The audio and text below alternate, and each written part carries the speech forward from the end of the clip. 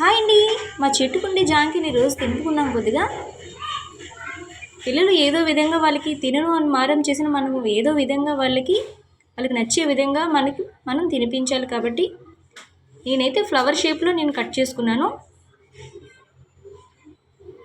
మీ ఇంట్లో కూడా పిల్లలు తినను మారం చేస్తే ఈ విధంగా కట్ చేసి వాళ్ళకి ఇవ్వండి. వాళ్ళకి డిఫరెంట్గా కనిపిస్తుంది కాబట్టి వాళ్ళు తినడానికి కూడా ట్రై చేస్తారు. ఉప్పు కారం వేసుకున్నాను.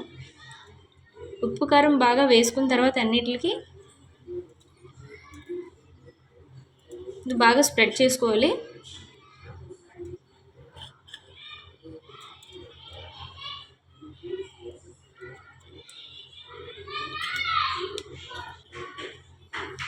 షేప్ అయితే ఇలా వస్తుందండి. చాలా చూడడానికి కూడా చాలా బాగుంటుంది.